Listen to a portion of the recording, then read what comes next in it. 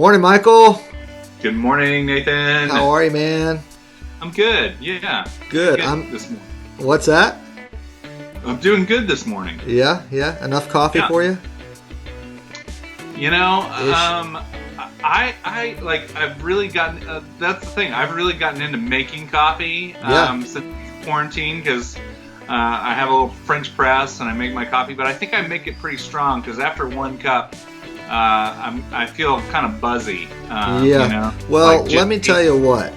This guy that we have this morning, Stan Horrell, if I ever were to ask him, did you get enough coffee this morning? His answer would inevitably, no, not at all. Well, this dude could drink coffee all day, every day. I've never seen someone who can drink coffee the way this man can. And I've done a lot of trips with him to Seattle, which is like coffee heaven. And so literally all we would do all day, sit around, drink coffee with each other. Well, so. he did transition to tea right there at the in the final kind of few times where we were on projects there because he felt he was overdoing it a little bit. Coffee, so he switched to tea. But that is one of my best Stan memories. Is just I love his love of coffee. Yeah. Well, let me just say this. If you're just tuning in, this is Mission Discovery's Kickstart. It's 11 a.m. every day. We get together on Facebook Live and YouTube and just talk over the Word with each other and then start our days. We do this on mission trips, so that's where we got the idea. And we just wanted to do it with each other anyway because the mission trips weren't happening. Today we've got Stan Horrell, who was with Mission Discovery for 15 years. And I just want to click over to him now so that we can get right into the Word, Michael. So, Stan, take her away. Thank you, Nathan. Thank you, Michael.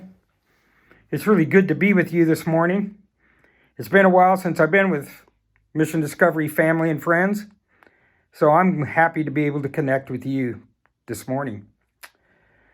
My years at Mission Discovery, 15 on staff and a number of years before coming on staff at Mission Discovery, were really formative years in my life.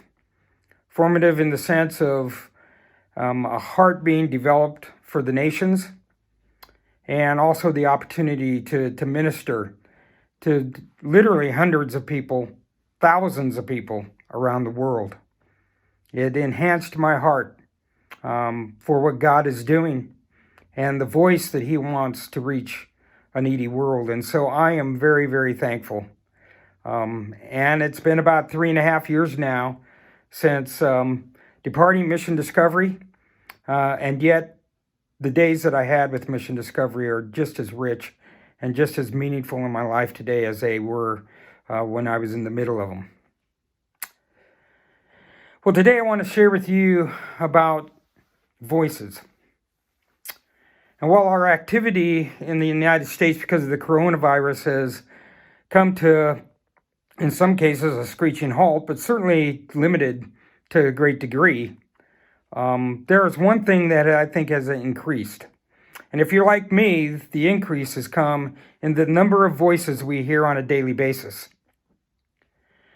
Those voices come from all kinds of things. For me, they come from a lot of texts. They come from a lot of emails. They come from a lot of Zoom meetings and WhatsApp meetings. Video or WhatsApp messages are just flowing day in and day out, all day long. We see it on the TV. If you're looking at the news to try to figure out what's going on with the coronavirus, or binging your favorite TV program or a series of movies, there are a lot of voices vying for our attention. In 1 Samuel chapter 3, we have a story of a young boy. His name was Samuel. And if you recall, Samuel was taken to the temple at a very early age and was committed to lifetime service in the temple. The priest at that time was Eli, and Eli was old and not in great health, and he had led the nation of Israel for some time. And in chapter 3 of 1 Samuel, we have an interesting story. You probably recall it to a certain degree. It's Samuel hearing the voice of God during what we probably assume is the middle of the night. The lamps were burning in the temple, and they were lying down, and the Lord calls out to Samuel, Samuel, Samuel. And Samuel, not knowing whose voice it was that was calling him, assumed it must be Eli. So he goes in and he asks Levi, what do you want? And Levi says, I did not call you. It happens a second time. It happens a third time. And Eli finally realizes that it isn't he calling out to Samuel, but rather it is the Lord. So he gives Samuel's instruction to go back, and next time that it happens, just say, Lord, here I am. I hear you. And we know what happens. Samuel hears the voice of God again. He recognizes the voice of God. And then God calls him into service. Even at a young age. Even as a little boy. There are a couple of things in this passage that might elude us a little bit because they're not real significant parts, because the significant part is that Samuel begins to listen to the voice of God. But there's one particular item that sometimes is missed. And I know I've missed it a number of times. Even as I've taught and I preached on this passage, there are a number of times I've missed it. And that is that Samuel was laying next to the ark. The Message calls it the chest of God. We know it from the scriptures as that article in which God symbolized his presence. And it was understood that the presence of God was actually encased in the Ark of the Covenant. All we know is that the Ten Commandments were in there and nothing else visible to the human eye. And yet it represented the presence of God. And look where the young boy Samuel was lying. He was lying near to the presence of God. I suppose that Samuel probably didn't have as many voices speaking to him in the ancient times as we do today, with all of our technology and all the things that we do, the busyness and the numerous voices, a cacophony of noise that comes our way, even on a daily basis. Even within a matter of a few minutes, we hear many voices. I doubt that Samuel had the same experience, and yet he also mistook voices. And in this case, the most important voice, the voice of God, he mistook it for somebody else. Well, I think it's important for us to understand that, first of all, to recognize God's voice, we need to remain in his presence. His presence is everything. As Samuel laid down by the Ark of the Covenant, where are we laying down? What are we doing to come into the presence of God? So that when all these voices come our way, we can hear his voice. Because his voice is the most important. And secondly, I think it's important to understand that it said at that point, he did not know who God was. You can look it up. Go read the first 13, 14 verses of 1 Samuel. You'll see that Samuel had this experience of now becoming to a place where he could hear the voice of God. I think that's an important thing for us to understand as well. Out of all the voices, and God uses many voices sometimes to direct us, but out of all of them, are we hearing the voice of God? And are we in a position where we can take the other voices and the other noises and clear them out of our lives so that we can hear the voice of God speaking? I think that is the question for you. That is the question for me today. Are we doing the things that bring us into the presence of God? And while in the presence of God, are we hearing his voice? Do we know when he speaks to us? I believe today, in this time of unprecedented things that are going on in our world, and the world is, in a sense, a lockdown. My prayer is that you, that the church would spend this time, because I think it's a great grace from God, spend this time to hear the voice of God, to be in his presence, so that we too might be able to clear out the clutter. We would be able to distinguish between what God is telling us and what the world, the broken world that we live in, would want us to drift towards. My prayer for you today is that you would hear his voice, that you would know his voice when it comes, and that you would stay close in his presence so that you may hear. God bless you. Have an amazing day in God's presence, listening to him. Well, Michael, that was awesome. I feel like I say that after everyone that we hear, but Stan is just so cool, and his message is so good, and I know if you're like me, you miss him quite a bit. Yeah. So Stan, man, he was a great friend and mentor for many years at Mission Discovery, and he's doing his own thing now with missionaries, and it's really cool. But this message, man, just with everything going on around us, are we able to clear that clutter? And I know you're hearing news, you're hearing all the things, and just pay attention to the one voice that really matters, which is God's voice. I love that, man. So great. Yeah, Stan is Stan's very near and dear to my heart as well, and I've been on many trips with him and miss that guy a ton. Hopefully I can get down to Texas and see him soon. So yeah, man. Yeah. Love you, Stan.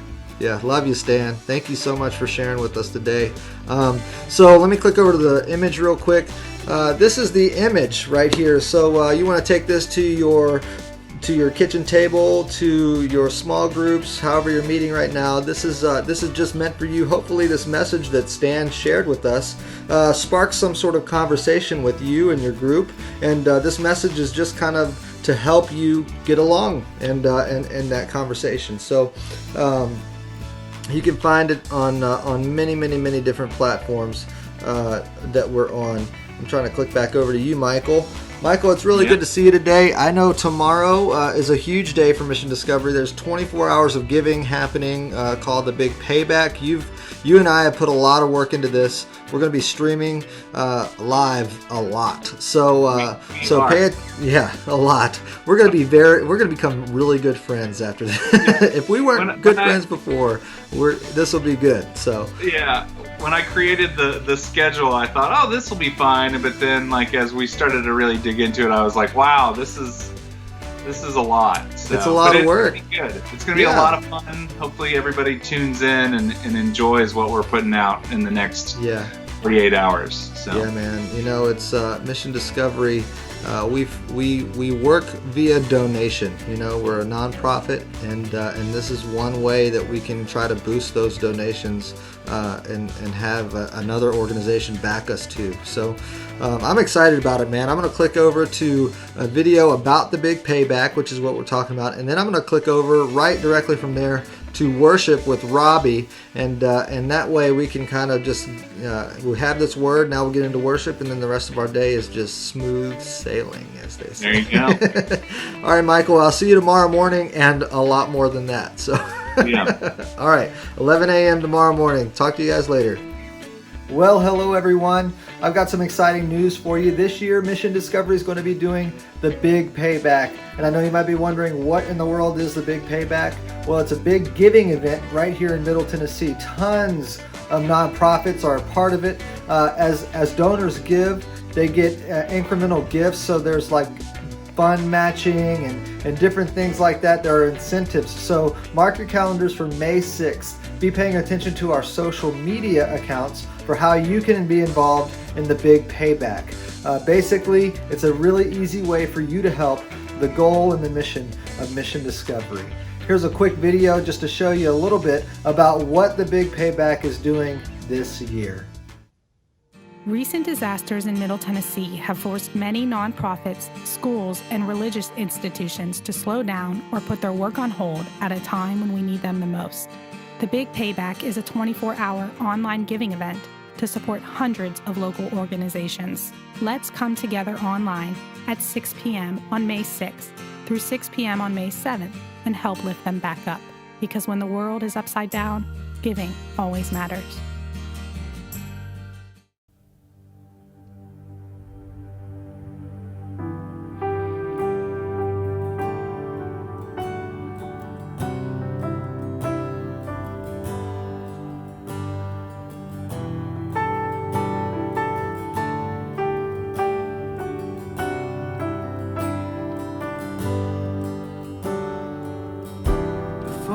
Spoke a word, you were singing over me.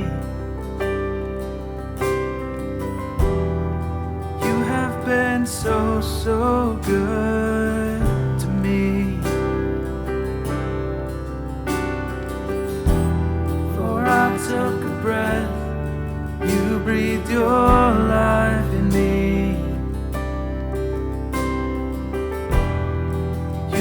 Been so, so kind to me.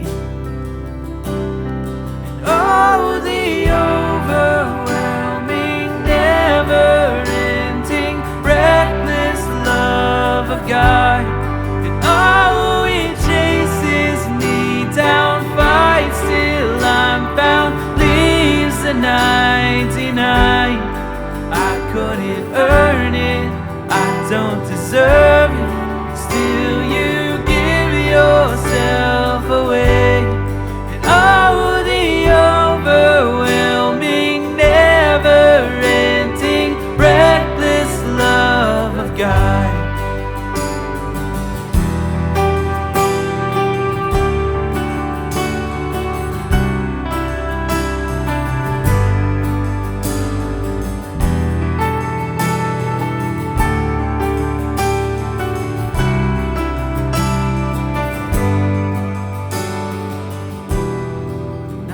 Your foe, still your love fought for me.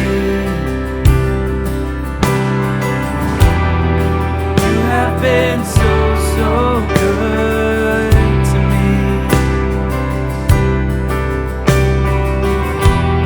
When I felt no worth, you paid it all for me. You have been so, so kind to me.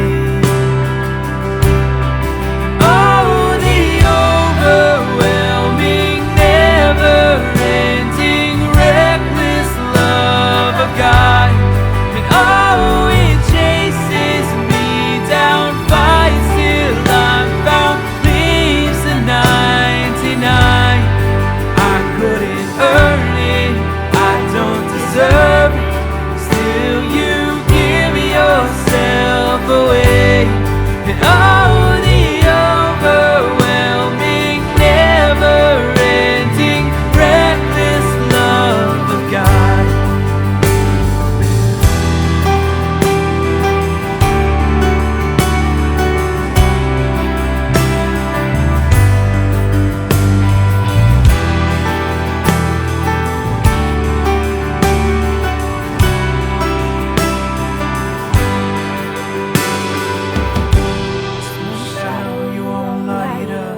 Mountain you won't climb up, coming after me.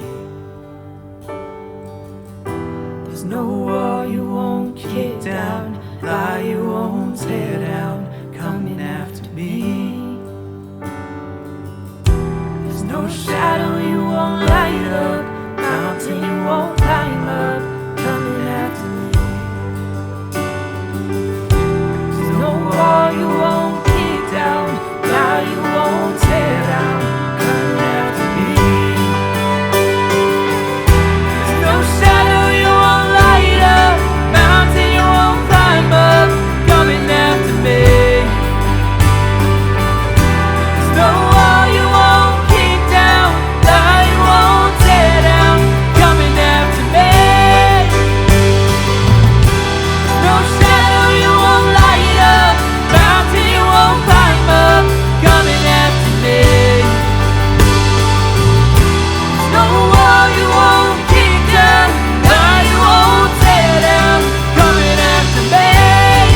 Oh, the overwhelming, never-ending, reckless love of God. It only chases me down, fights till I'm found, leaves the 99. I couldn't earn it, I don't deserve it, still you give yourself away. Oh, the overwhelming, never-ending, reckless love of God.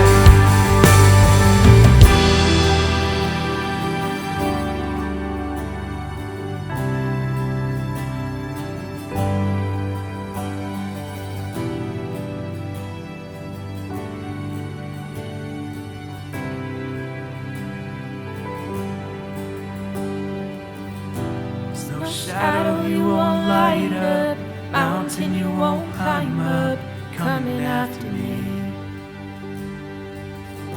There's no wall you won't kick down, lie you won't tear down, coming after me. There's no shadow you won't light up, mountain you won't climb up, coming after me. There's no wall you won't kick down, lie you won't tear down, coming after me.